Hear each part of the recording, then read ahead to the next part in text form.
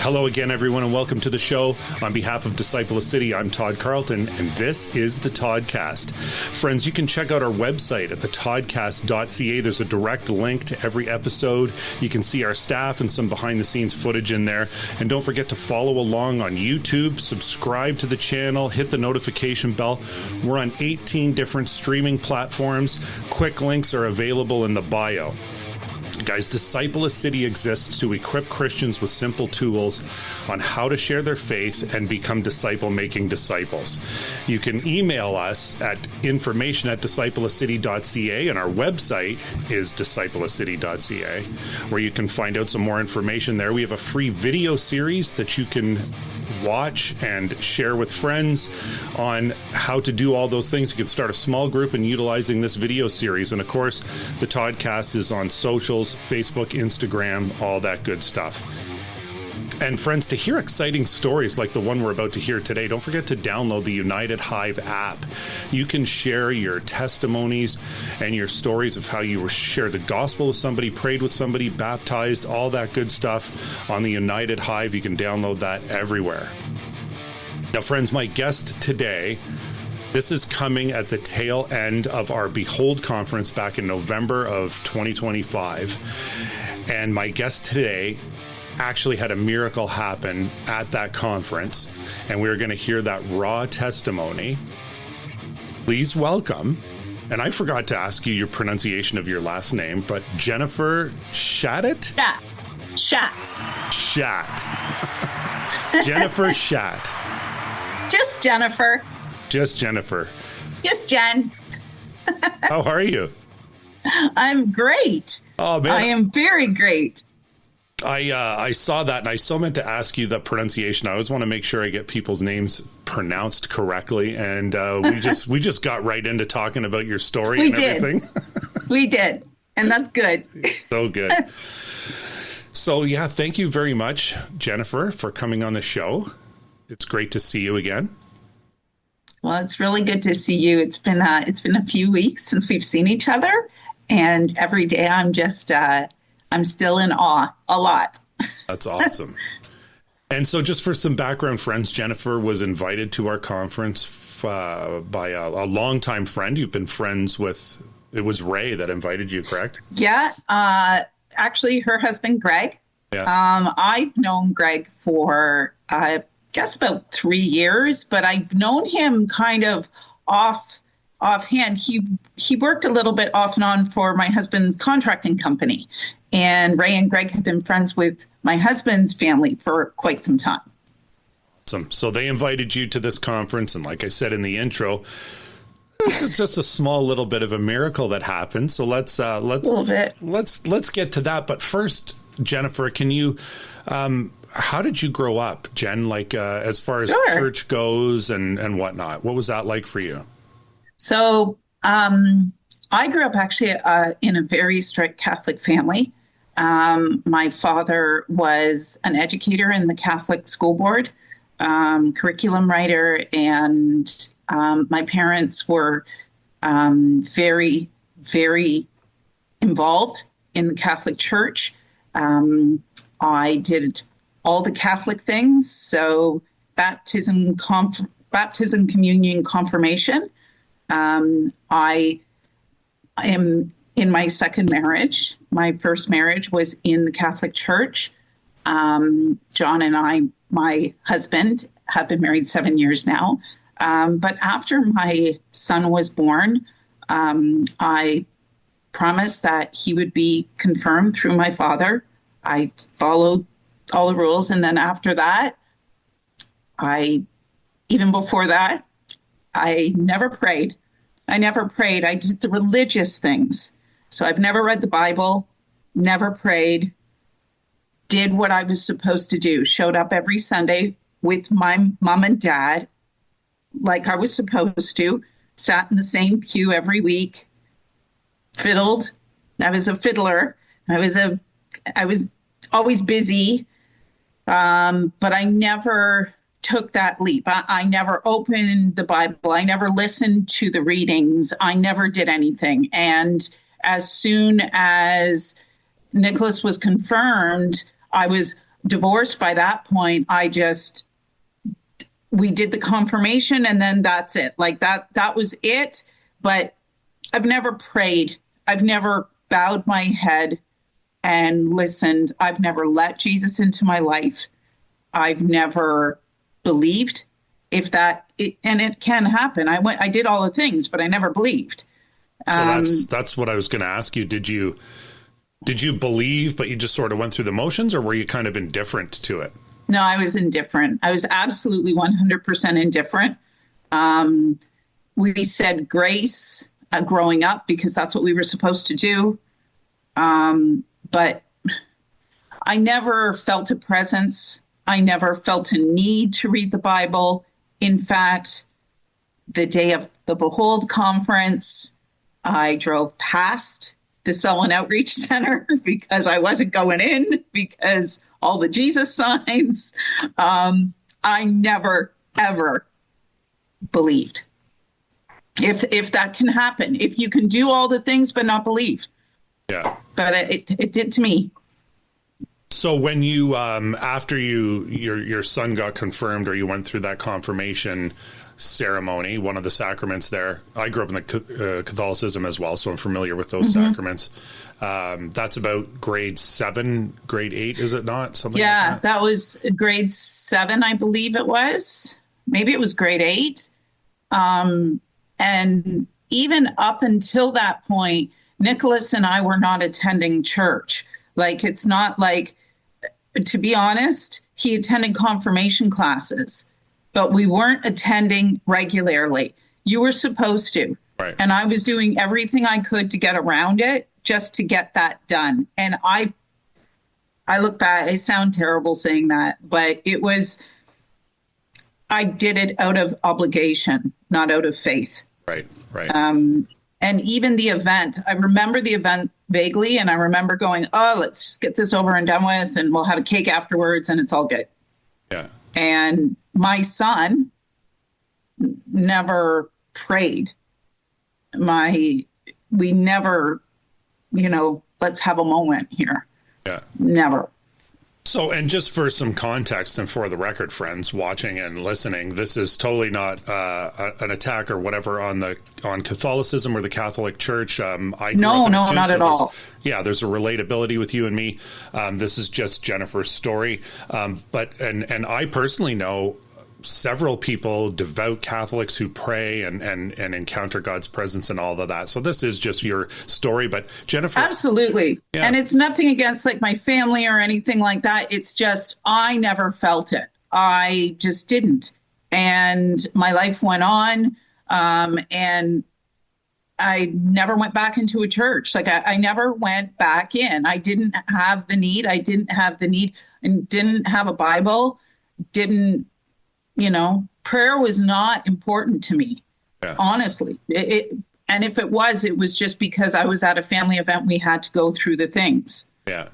So after when you left the church and, what was your life like with your son? When did you meet your husband? And, Yeah. So my life with my son. So Nicholas and I went out on our own. I guess Nicholas was about 8 or 9, and we went out on our own. My first marriage was very, very difficult. We were married 15 years, but the last 7 were very, very difficult. We went out on our own, and it was just Mom and Nicholas against the world. And it was the 2 Musketeers. We traveled.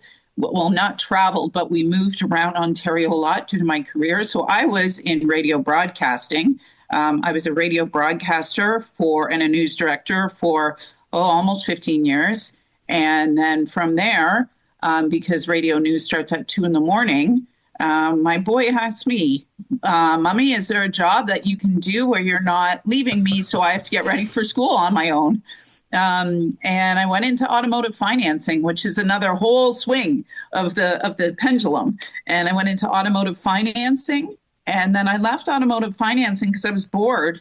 Asked my dealer principal to take a break, and he said, for sure, you go out and see if there's something else. I was solid in my job. I went to a resort, and the lead contractor was the man I'm now married to.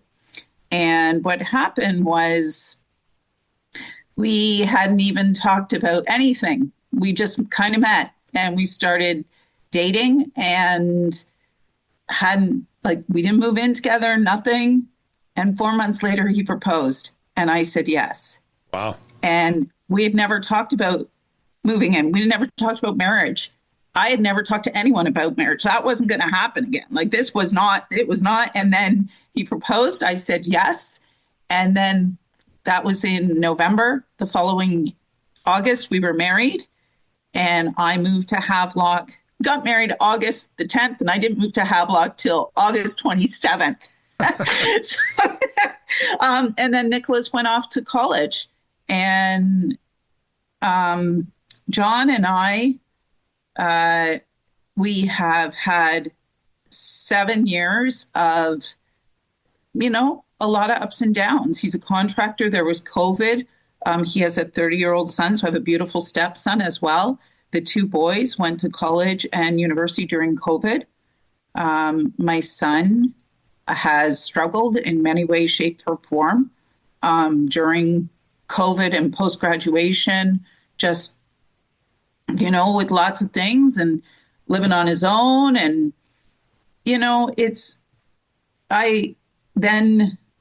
I guess 3 years ago now, I got very, very sick, and I was working on a resort and I got bit by a tick, and it was long. It wasn't diagnosed for a few weeks. So it got into my system. They did all the things. They did the antibiotics orally, then they did the antibiotics through IV, and it didn't go away. And it got a lot worse. And then I had what's deciphered as a stroke-like episode meaning I lost my ability to speak, I lost my ability to walk, I lost my ability to function. My husband and I were working at a resort. I was the general manager. He was the operations manager. It happened in the apartment upstairs of the office. My husband found me there on the floor, carried me out. It was remote, drove me to the nearest provincial park where the ambulance picked us up. And from that moment on, the disease didn't let up. It didn't let up. The pain never went away. The physical pain. So the fingers, the joints, the knees. There was days I couldn't walk. There was days where I couldn't put words together. I could speak again. The stuttering stopped after a few months, but trying to digest the mass amount of information, because as stubborn as I was, I didn't stop. I went on, and I went on to very big roles. I went on to a general manager of a wing of a luxury hotel in Canada, in Muskoka. And I lived on my own so that John and I could make ends meet because COVID decimated our business. And I went on to do that. And then the anxiety and the brain fog and the pain just annihilated me from that role. Even this past summer, I found another great role, and pain and everything just decimated that for me. Before Behold, I was up in Tobermory 6 weeks alone trying to land a general manager job. Between the pain, the anxiety, the brain fog, the functionality of my being was not working. And for the first time in my life, I didn't land a job. And I came home, 2 weeks before Behold, 10 days before Behold, my life had bottomed out. No career, body's getting worse. Marriage wasn't doing so well because financially I was out of a job again. And, John is a 62-year-old carpenter who is feeling 62-year-old carpenter. He's been contracting his whole life. His body's sore.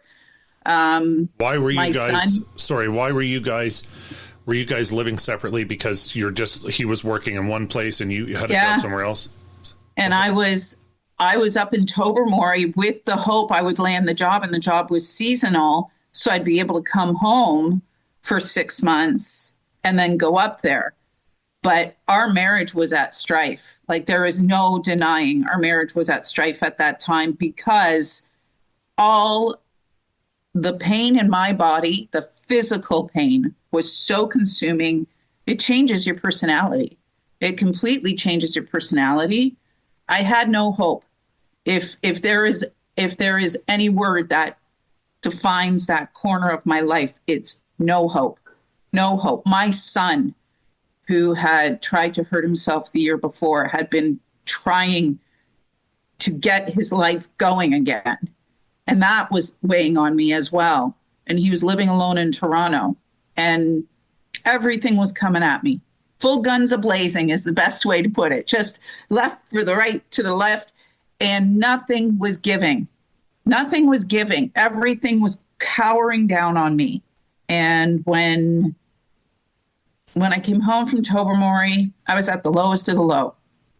The lowest of the low. I've never been so emotionally low, physically low, spiritually. Don't even talk, because back, like, if you had come to me 21 days ago and said, spiritually, you're low, I would have went, yeah, whatever. Like, let's not, come on. Like, I got way more important things than that part. Like, it's not, when I went into the Behold concert, and that is my biggest, if I had a one-on-one face-to-face for 30 seconds with Jesus right now, my biggest question to him would be, why? Why me?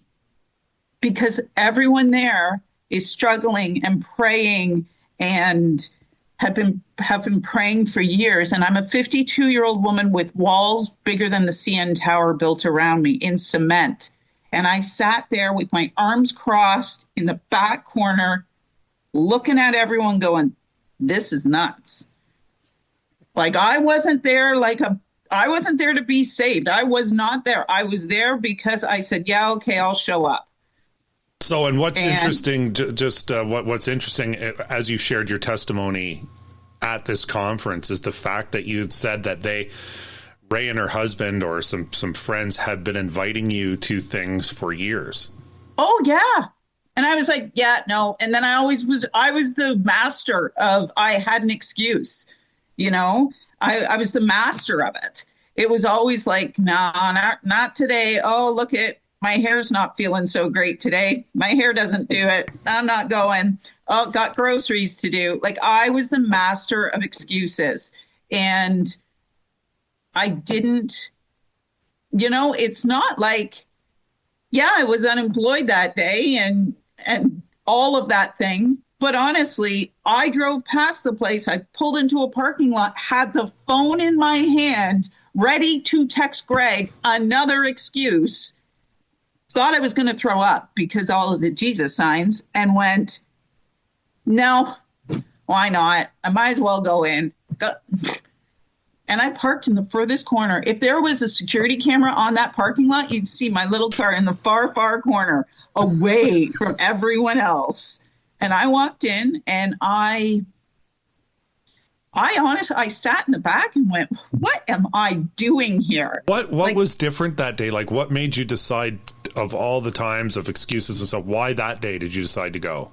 Do you know? I cannot answer that. I cannot answer that. I can. Like, I think I had a Google Meet. I had a Google Meet with Jesus, and I pressed accept at some point. At some point, I pressed accept, because there is no other explanation than Jesus had an appointment with me. My Google Calendar just wasn't showing it. And I keep going back to that because that's what it felt like.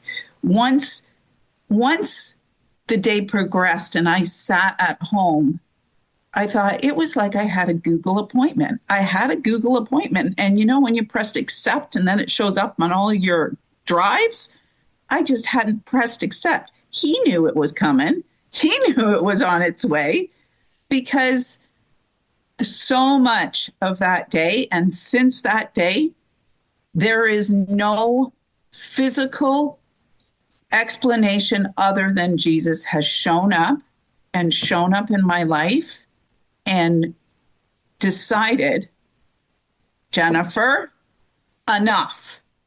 Like, enough. I was explaining to you before we started recording that Jesus shows up in many different ways to many different people. For me, he seems to be showing up in two ways. He's so excited, like, holy smokes, like it's ridiculous. Like it's like moonbeams are shooting out my fingers and toes. But he's also the Jesus, because I am new to reading the Bible. And there is one point I just open the Bible every day randomly and read, because that's the way it's helping me. I'm letting right now him decide. And there was a day where I opened it, and it was the part where Jesus was in the marketplace and he overturned tables and he said, enough. And that's how he shows up to me sometimes. Enough, Jennifer. Enough, Jen. Come on. Like, what else do you want? I've showed up now. And if I showed up this late, you're going to do something with this. You're not going to let this go. And that is the other pull I feel. Right. It's a distinct pull to do something with what he has done for me, whether it be my past resume, whether it be my future resume, whatever. There is a distinct pull that at 52, for some reason, he decided Jennifer was going to walk out of that building with no pain, right, no mental haze, no nothing. So just going back, you're sitting there at the back. This is weird. These people are weird. And then just what happened? Dahlia, who was with Dave Harvey, I believe. Yes. A lovely lady came over to me. And I was sitting alone, and she came over to me, and the first thing I said to her was, "Oh, I love your name. Like I'm a gardening geek." So we started talking about gardening. I'm like, "I love dahlias." We started talking. I'm like, "Oh, you're so pretty," and we're talking about that. And she sat down next to me, and she said, "Do you mind if I pray on you?" Okay, that's a whole new term to me. I'm like, okay, sure, you do that. And she put her hand on me, and I don't remember the words she said, but she prayed for me. And I was very still. I remember that feeling of still. And then I said, "Well, you have a good day." "You too." And she just kept walking away. And I was sitting alone. Like I was like the castaway. Like there was no one around me. I think it was like on purpose. Like I was so closed up, arms crossed, everything. And then the morning went on. And can I throw in some context too for behind that? Yes, please. So friends, Dahlia was with Dave Harvey. Dave Harvey is from Bethel Church. He was one of the keynote speakers at our Behold conference and brought a team of people up. So Dahlia was one of those people from the team. And the night before, she had a dream. And she dreamt of a woman that was, wearing certain clothes, or she dreamt of something very specific. And when she saw you, that's who she saw in the dream, and that's what prompted her to come and speak to you specifically. And I had a hat on. I remember her talking about a flower afterwards. I had a hat on with a flower, and I always wear hats, but one of the reasons I wear hats is I've been losing my hair due to Lyme disease, okay? And if you notice, I'm not wearing a hat today because, by the way, my hair's growing back. That's another whole level of girliness we're talking about here. But anyways, so it's the end of the morning. I listened to the morning worship, and I can still say I did not throw myself in. I just stood back from afar and went, "Oh, this is kind of cool." And wow, people raise their hands, and this is great.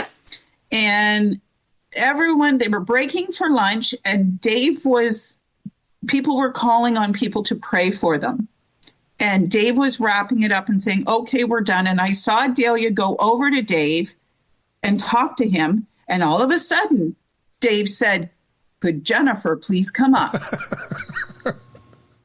And I kind of looked around and went, "Well, that's me." So I stood up and I went to the front in front of all these people I did not know. And there was a lot of people there.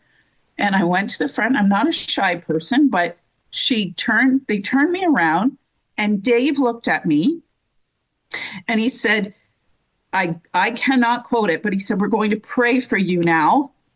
Now, I had not told anyone in that building I was sick. No one. Okay. The Millers barely knew. Like the Millers knew, but they hadn't told anyone. It's not like I was visibly sick. Okay. Lyme is the great imposter. So I'm standing there. Dave put his hand on me and I closed my eyes. And all of a sudden, I feel this huge rush come over me, this unbelievable weight is leaving, and this I feel this big yellow plastic knot thing untying, and in my eyes I can just feel like the most weight I've ever felt. And I opened my eyes and there was black molasses running from my fingers, my toes, my nose, my shoulders, my feet, all over. That's all I could see. I did not see any people. I saw nothing but black molasses. And I closed my eyes again, and I have seen the video, so now I am crying immensely. I don't remember the tears. I just remember this weight of it's leaving, like this weight was just going away. And I opened my eyes again, and there was all these people, and all these people were around me, and they're kneeling at my feet, or they were touching me, and I felt, and people stopped praying, or something happened at that point, and everything stopped. And a lady that was standing behind me, who I still don't know who it was, took her hand from me and she said, "You've been so sick. You're not going to be sick anymore." And I did not tell anyone at that point how I felt. I just felt exhausted. I felt exhausted. And I had to sit down. And then everyone left for lunch. Like everyone calmed down. And I'm like, okay. I didn't know how I felt. I just felt odd. And I went outside and I went to Tim Hortons and got a coffee, and I just came back, but it was like mechanical. I barely remember that action. And I sat in my car and I didn't drink it. It went stone cold. I went back in, and then this time I still sat at the back, but a young boy by the name of Jeremy from Quebec sat down next to me, and he said, "How are you?" And I said, "I don't know. That was intense." And he said, "Well, while you were up there, a song came to me." Like, Todd, I didn't even know what the word prophecy meant. I had to Google it when I got home. So he's like, I heard a song called "Cover Me." It's an old song. Okay, that's great. I'm like, well, what's going on? And we were halfway through the afternoon session, and I wasn't saying anything. Something was off. And I looked at Jeremy and I said, "I got to go." And I stood up and I left. I walked out. I'm like, what is going on? And I walked out, and it felt like I took the deepest breath of cold air in my life when I walked outside. I didn't even talk to anyone in the lobby. Like, they're all talking to me. They're throwing out words at me. Now I know it's called prophecy. And I'm just like, I don't even know what's going on. And I walk out, and I'm walking to my car in the far corner of the parking lot, and I start wiggling my fingers. And I'm like, what is going on? Like, I have my wedding ring on today. I didn't wear my wedding ring for 3 years because it hurt. It hurt. I couldn't move. So I'm wiggling my fingers, and I'm like, okay. And then I'm rolling my shoulders. I'm like, whew, what is going on? I got over to the CRV. I did a lunge. Then I did a squat. That's why if the security camera could see me, I'm like doing squats. I'm like, ho, ho. And I'm making noises. I'm like, what? Oh. And then I'm in the car. It's a 40-minute drive from the worship to home. And I spent 40 minutes, thank heavens I did not get in a car accident, because I did this on the steering wheel the whole ride home. I'm looking at my fingers. I'm like, what's going on? What's going on? And I'm like, why? My eyes, like, because normally when it's getting darker, like, my eyes are struggling. And I'm like I can hear like everything perfectly. And then I did that. And I'm like, what the? And then I'm like snapping in the car. I'm like, now I can snap. Like, so I got home And I pulled in. John wasn't home. And he comes in. I'm home about an hour. Okay. I come downstairs. I'm going to show it to you. I come downstairs, and remember I told you I was in Tobermory.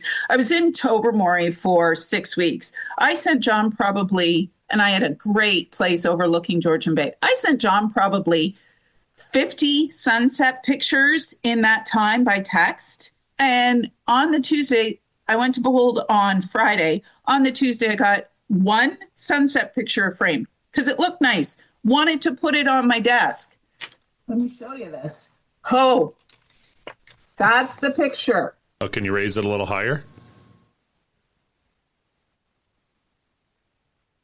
You see it? Oh, put it right in front of your face. Oh, yeah. It's coming in blurry.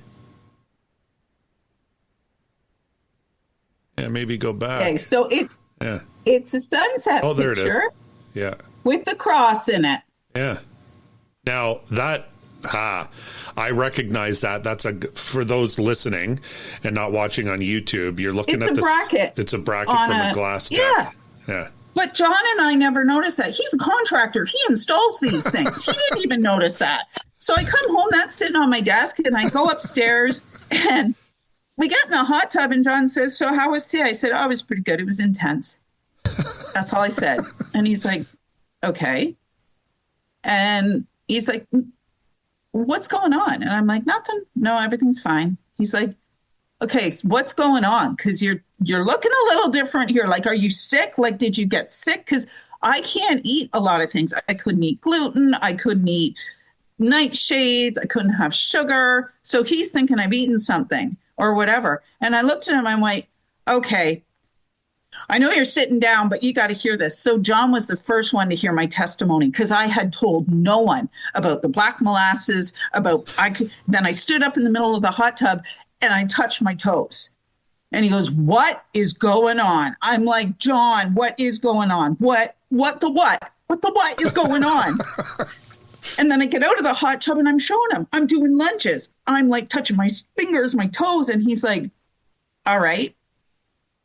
How do you feel? Like, how's like your brain?" And I'm like, "Great." He's like, "So have you taken your pain meds?" I'm like, "No, I took my pain meds. I took my medicine this morning. Haven't taken anything because I take it 3 times a day."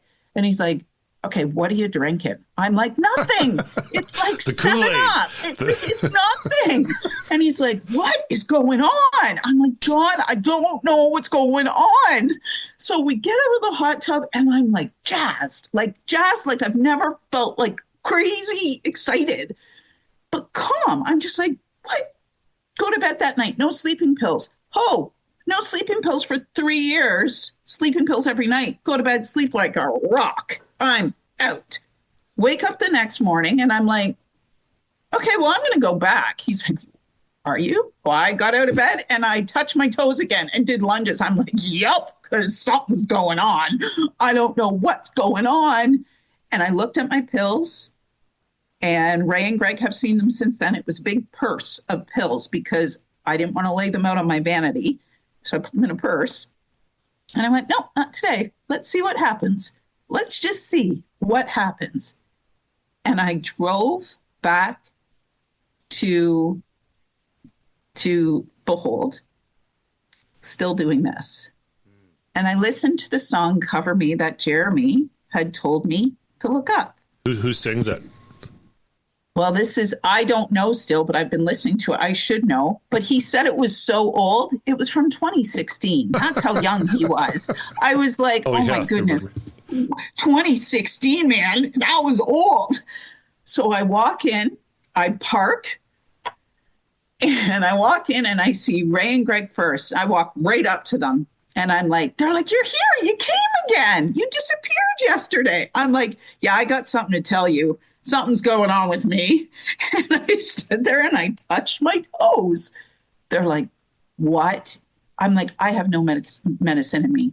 None. Zero. I think clear as a bell."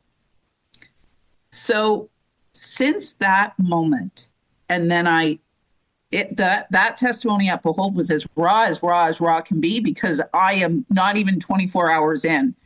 And it is, I spoke with Adam upstairs, and then he brought me down to see Dave, and I'm like staring at Dave like, so what's going on? Like, what is this? Like, what is going on? Like, I felt like I had swallowed the moon. It's shooting out my fingers and toes. I don't even own a Bible at that point. Melissa, Adam's wife, had given me one because I'm like, oh, like, this is for real. Like, this is real. This is really happening. Like, why? And so in the morning, before I told Adam, so being in radio for many years, I am used to listening to extremely loud music. Like, I have been on stage, emceeing events. I am used to loud music. But through the Lyme, the louder the music was, the more it bothered me. I sat through the most fantastic rock concert on the morning of Behold when they were playing, and no earplugs. Oh, and that was loud too. That was MBL. That was loud. It was phenomenal. Yeah, and I'm good. like, no earplugs. And I'm watching people in front of me raise their hands. This is before I had told Adam or Dave.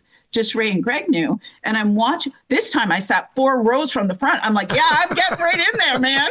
Don't know what this is. And the people in front of me were raising their hands. And I was staring at their hands. And then I was staring at mine, and I was wiggling them. And then I raised them up, and I'm like, look at that. Like, I have no pain. I can do this. And that, from that moment on, everything in my life has changed habitually.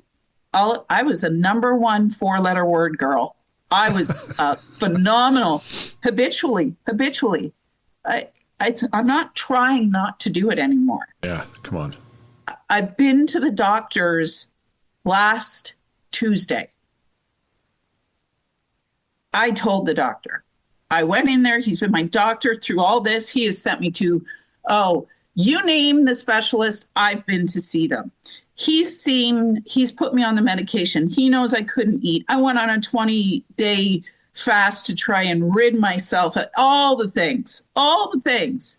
And I sat first, 4 days after Behold, I went to my therapist. I don't go to therapy. I had been to therapy 2 days before Behold because my normal doctor felt I was going downhill. Like, everything was coming on me. They put more meds on me. He's like, you need to talk to someone. So for an hour and a half, 2 days before Behold, I threw my life on this doctor, this psychiatrist. And he wrote down 87. I'd put myself down 87 times in an hour and a half. And he goes, okay, here's your next appointment. And it was November 24th. So Behold was November 21st. So November 24th, I go in to see this doctor, this therapist. Second time I walk in and I said, sit down. You got to hear this. He was truly the second person that had heard my testimony because he got it. He got the whole shebang. And then I said, what's going on? And I said, the other thing that was happening after Behold, Friday, Saturday, Sunday, Monday, Tuesday, and Wednesday of that week, I was yawning for some reason. No meds, but I'm yawning. So I'm like, it's an after effect of coming off the meds. And my therapist said the most beautiful thing about the yawning. He said, a fire needs oxygen. And I went, yeah. Come on. That's right. The fire needs oxygen. And he goes, let your sparks fly, sister. That was all he said to me. He goes, but I don't know who this person is, but don't let this person fade, because this person is not the same person I saw a week ago. Come on. He said, I can give you bits and pieces, but this is a 100% physical transformation and mental transformation. So then last Tuesday, this time I'm going to see my GP. I'm going to see the doctor, like the MD who sent me to everyone. So I go in, I sit down. He starts typing. He's like, so Jennifer, how are the new meds working now? I said, well, I got to tell you something. So he gets the whole shebang. And I said, doctor, give me the medical explanation. And while I was talking, he actually stopped typing for the first time ever, because he always types, because he's keeping notes while he's talking to me, right? Sure. And while I'm talking, he stops typing. He turns to me, folds his hand, and starts smiling. And I stood up and I touched my toes and I sat back down and I said, so explain this. Give me a medical explanation. And he said, medical explanation is keep doing what you're doing. And I said, okay, so we need full blood work? And he goes, there's no blood work needed because there's nothing wrong. And he said, just so you know, I'm deleting all your prescriptions while I'm talking to you. Wow. This doctor is not one to not order medical tests. He is by the book. The more blood work, the better. The more testing, the better. And for him to say that,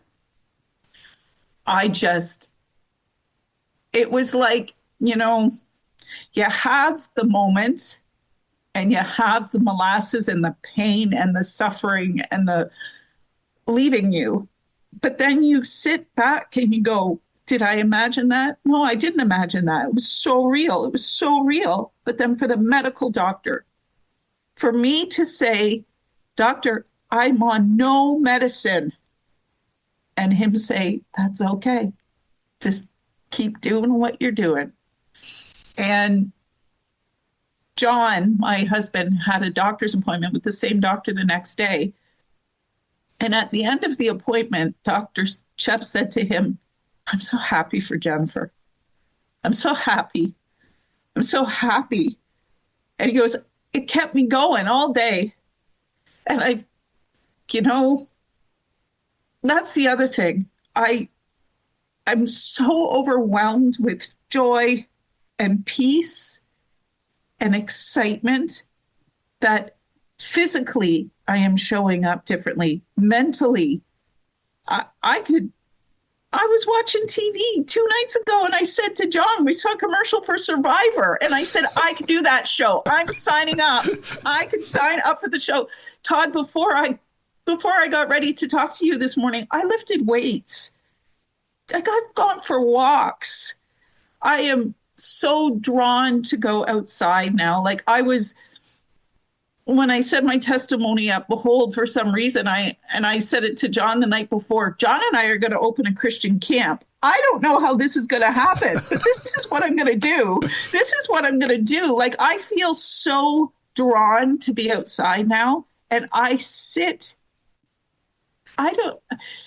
the boy that was part of the morning service where they were playing the loud music, you said the name, I don't know the name, MBL. MBL. Met by love. Hey. Met by love. Met by love, Jennifer. And he had some great things that really sunk in. He said during his testimony, he said he was addicted to the Word of God. He got addicted to it. That's how I feel right now between the Word of God and being outside. Because as a Lyme disease sufferer, outside is the worst, scariest place. It is, because ticks are everywhere. And I am addicted to being outside with his word. I am addicted at looking at trees and going, how do you do this? Why did you come into my life? Why? I am so in awe.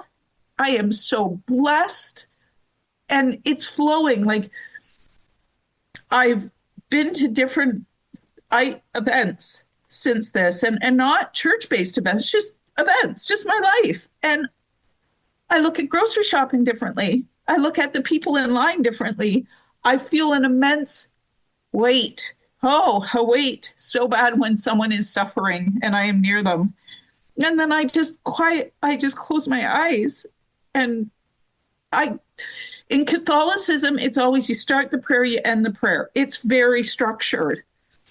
I'm not starting a prayer and ending a prayer anymore. It just seems like I wake up and I'm like, morning, Jesus, how's it going? Hope you thanks for showing up. Thanks for showing. Like, I'm with him all day. Come on. It doesn't turn off. I find I'm so drawn to music again. He speaks to me in music. I haven't listened to music in a long time. And I'm sure I kept up on current charts. Being in radio, you always do. It just becomes part of your blood. But Christian music now is such a draw for me. And he speaks to me that way. He speaks to me. It's where I find peace, outside and listening to him. And I went for an interview because I still am unemployed. I went for an interview last week. I don't know who showed up for the interview. She asked me a question. What is your long-term goal in this job? Todd, I don't know what showed up in me, but I answered her, to bring joy. What? What? Who says that? Who says that in an interview to bring? But that's what showed up, to bring joy. And that's what I feel. I just feel it. He did this to make others believe. He's giving me grace so that I can say, if you just take his hands. I was so busy. I was on that stupid hamster wheel and I was running and running and running, and his hands were always there and I was too busy. I was the excuse queen. And his hands were right there. Come on off the wheel. Just come on. Remember when we were kids, and I can say that because you're in my age category. Remember when we were kids and we were on those playground equipment, and it was that terrible, dangerous equipment, the circle, and you would push and push and push the roundabout. Yeah, it was fun. And you would all jump. Yeah. But now you think it was kind of dangerous. Yeah, like you're on it. But if you would fall off, you'd fall. And that's how I felt I was going. I was going around and around and around, but his hands were right there. Just come on. Behold to me was my birthday. November 21st was my birthday. It's the day I showed up. It's the day I finally showed up. And I truly, truly believe he's fantastic. Like, he works in such mysterious, cool ways. Like, cool ways. Like, he's got such a sense of humor. Like, so many things. Applying for EI for the first time in my life, and my account was flagged. I had to go to the EI office. They couldn't figure out. My birth date was deleted. Wow. Seriously? Come on. My birth date was deleted. And then I get a phone call. I was reading the book of Luke that morning. I get Ray sending me Bonnie, because we are doing an offshoot of Discipleless City that I've been attending. Bonnie from Discipleless City is holding a gathering at her place once a week. So I've been going. So I asked for Bonnie's phone number because I needed to call Bonnie and tell her what's going on. Now he's deleting my birth date. And so Ray sends me Bonnie's number. I called the number and I said, hello, is Bonnie there? No, I'm sorry. This is Luke. Oh, come on. Like, come on, man. Like, Jesus, I know you have a sense of humor, but come on. Like, for real. I'm so in awe. How blessed are we to have such a friend? If I went up to Tobermory now, I would never be alone. I was so lonely when I was up there. And I'm old, man. I'm 52. I'm not a 20-year-old. You're young as. Oh, I feel like I'm 10. I feel like I'm 10. I'm at this prayer group that we go to at Bonnie's, and these ladies and gentlemen, they're so patient with me because I'm sitting there and I'm like, okay, so I kind of have a few questions today, like the newbie questions. Like, so I was looking at the chickadees. Did the chickadees have to come to Jesus? And they're like looking at me. I'm like, no, I'm serious. Like, how does it work? How does it work? Because the joy I feel, I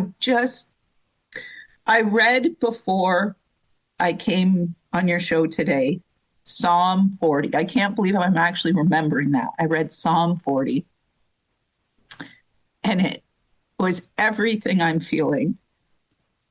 You you healed me, and people are looking at you like, what went on? Like, I can't quote the song, but it, and I don't care. I just want to share it with people. I'm just like, really, this is real. Like, this is for real.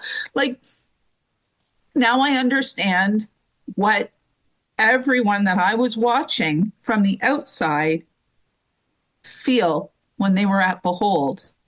It is an overwhelming sense of awe. I've watched Christian music videos now of concerts of praising, of worship, and it is the most moving thing in the world because it's so real. It's like it's right in you. You cannot deny it. Like it's, but Adam said a great thing. You don't have to give up who you are. Like it's still in you. Like you love music, okay? I love plants. I love music, but Jesus isn't telling me I have to give up that stuff. Now you just got a best friend who's on for the ride. You're on his ride with him. And Yeah. it's so cool. It's so I say words that I don't know if, especially the ladies that I pray with.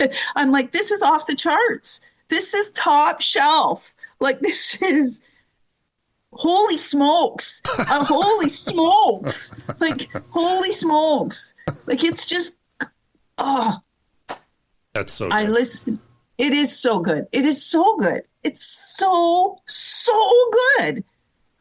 Your broadcast, things like this is what needs to happen. People need to be able to listen to these and know that it's just you and I chatting. And this is what's happening. Like the fire is so real. It's crazy. Yeah. Like it's like this fire starter. It's just like bam, kapow. Like John said to me the other night, I think Jesus talks to you in cartoon bubbles. And I'm like, maybe, because I'm like, kabam, kapow. Because I can't stop moving my body. It's so exciting. Like I brought him wood the other night because we have a wood stove. And John said, oh, do you need me to bring him wood? I said, no, I didn't. And he just looked at me and goes, show off. I'm like, yes, look at that. So good. It's day 21, no medication. No medication. No medication on renewal. No medication coming in. It's the real deal. And it is a very personal, it's a very personal relationship. And I understand that I was introduced at a young age, but never had a relationship. It was, I didn't listen. I didn't accept. I didn't. And heaven knows I was given lots of opportunity. And then when that time came and I became the parent that said, no, we're not going. There was no need anymore. And I shut it off. I never was there to begin with, but I completely shut it off. Like there was no ifs, ands, or buts. Like there was, I believe that if I'm talking, if I'm throwing a word up, my father passed away 10 years ago. I was throwing a word up to my dad. That's the way I was talking. I'd be like, Dad, what a day. But now I realize in all that time, well, in the Bible, it says that he's my father. So maybe I was praying and I didn't really realize it. You know, if I can be so literal about things. In the news department in radio, you report on terrible things. I was on the desk the day of 9/11. This is the worst moment of my career in broadcasting. I've reported on drunk drivers and in automotive financing. I know it sounds funny, but there's some terrible moments. You know, credit is decimated. It's sometimes a world ruled by greed. So you do see that a great deal. It's the next biggest, shiniest thing. And I know Jesus had a plan for me through all of this, through my whole life. I look back and now I know that there was a plan, there was a reason. He knows everything we're going to do before we even do it, and he gives us choices. And I chose my choices. But if I have one thing to say to anyone that's listening is if you're even a quarter of the way in, man, jump in the pool because you got nothing to lose. If to me, why not? Why not you? Like, why not? Yeah. Look at, like, there's no picking and choosing. You know, you can be at the lowest of the low. You can have no friends and no money and no future. And I truly believe now that no matter how sick you are, you might not see a full recovery, but you're going to find a recovery. There's many different types of recoveries. Yeah. And there is the physical part. The physical is unquestionably visible, miraculous, but the mental and the anguish and the clarity and the thinking pattern is as big a miracle as the physical part. Yeah. Because it is in me. It is shooting through me. And I will never, ever drive past a building that says Jesus too many times again. That's awesome. That's awesome. Jennifer, thank you so much for sharing your 21-day-old testimony. Yeah, 21 days. It's amazing. That's awesome. And I'll tell you too, when I remember when they were praying for you at the front and I walked by and it was just for you, how you said it's people praying is weird and stuff. To me, it was just such a normal thing. And there was nothing very obvious to people around of how intense that was for you. Like it was just, that's incredible. Yeah. Here's just a group of people praying and it warms my heart to see that happen. But there was, anyway, Jennifer, my final question for you is, what would you say to people who are inviting people to different things, Christians that are inviting people that they would like for them to encounter this joy that you've now found, and they keep giving excuses and saying no? How would you encourage them to continue to invite? You have nothing stopping you from saying yes. If the Google Meet is there, press accept, because make the time, because you have no idea his Google Meet schedule. And it would be the day that you get to meet your best friend. And he's been there all the time. Just try it. You got nothing to lose. And so much whole new world to gain, and a family and a father and the most joy you've ever had in your life. Just go. Just say yes. Just text yes and show up. It's a miracle. He's a miracle. And I think it's time everyone just accept the meeting and go on and step off the wheel. Because he's great. Thanks again, Jennifer. Thank you.